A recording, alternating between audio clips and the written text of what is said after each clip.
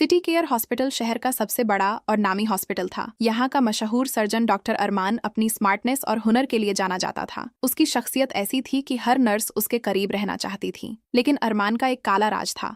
वह नर्स रीना का इस्तेमाल करता था और उसे भावनात्मक दबाव में रखता था। यह बात धीरे धीरे हॉस्पिटल स्टाफ के बीच चर्चा का विषय बन गई। डीएसपी अनामिका को यह शिकायत मिली कि कुछ डॉक्टर नर्सों के साथ गलत बर्ताव कर रहे हैं। अनामिका न सिर्फ कड़क अफसर थी बल्कि सच और इंसाफ के लिए जीने वाली औरत भी थी। उसने तय किया कि इस मामले की जांच खुद करेगी, लेकिन अगर वह डीएसपी के रूप में पहुंचती तो शायद कोई राज सामने नहीं आता। इसलिए उसने एक नया रूप धारण किया, एक नर्स अंजलि के नाम से।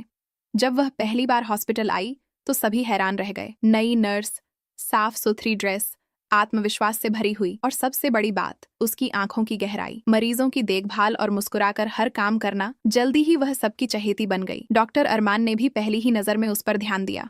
उसने मुस्कुराकर कहा, नर्स अंजलि, आप तो बाकी सबसे अलग लगती हैं। अनामिका ने शांति से जवाब दिया, अलग होना जरूरी नहीं, सच्चा होना जरूरी है। कुछ दिनों में ही अनामिका ने सब कुछ नोट करना शुरू किया। उसने देखा कि अरमान रात की शिफ्ट में चोरी छुपे नर्स रीना को अपने ऑफिस बुलाता था। रीना के चेहरे पर मजबूरी और डर साफ दिखता था। डीएसपी अनामिका का खून खौल उठा, लेकिन उसने धैर्य रखा। उधर अरमान अंजलि डीएसपी अनामिका के नजदीक आने लगा। उसकी बातों और सादगी से अरमान को एहसास होने लगा कि उसके अंदर कुछ अलग है। एक दिन जब दोनों मरीजों के वार्ड में साथ थे, अरमान ने कहा, अंजलि, आपसे बातें करके लगता है जैसे दिल को सुकून मिल रहा हो। अनामिका ने गहरी नजर से उसकी ओर देखा और बोली, सुकून तभी आता है डॉक्टर साहब जब इंसान का जमीर साफ हो। अरमान चुप रह गया। पहली बार किसी ने उसे इस तरह आईना दिखाया था। उसी रात डीएसपी ने एक नोटबुक में सबूत दर्ज किए। उसने तय कर लिया कि सही समय आने पर अरमान को रंगे हाथों पकड़ना होगा। लेकिन धीरे धीरे उसे अरमान की एक और सच्चाई भी दिखने लगी। वह गरीब मरीजों का इलाज मुफ्त करता, बच्चों को प्यार से गोद में उठाता और बुजुर्गों के लिए दवा खुद जाकर लाता। अनामिका को समझ नहीं आ रहा था कि यह इंसान पूरी तरह बुरा है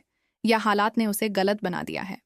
एक रात जब दोनों अकेले वार्ड में ड्यूटी कर रहे थे, अनामिका ने अचानक कहा, डॉक्टर अरमान, क्या आपको कभी अफसोस नहीं होता कि आपने मासूम लोगों का भरोसा तोड़ा? अरमान की आंखें नम हो गईं। हाँ, मुझे अफसोस है। मैं जानता हूँ मैंने गलतियां की, लेकिन कई बार अकेलापन और कमजोरी इंसान को गलत राह पर ले जाते हैं। मुझे खुद से नफरत होने लगी है। ये सुनकर अनामिका के दिल में हलचल मच गई। डीएसपी होते हुए भी उसका दिल औरत की तरह पिघल रहा था।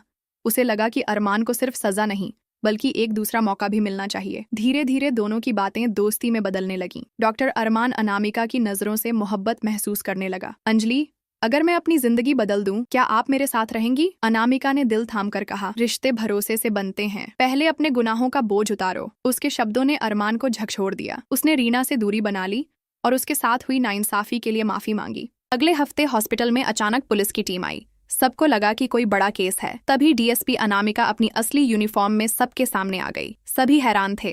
नई नर्स अंजलि असल में डीएसपी अनामिका थी।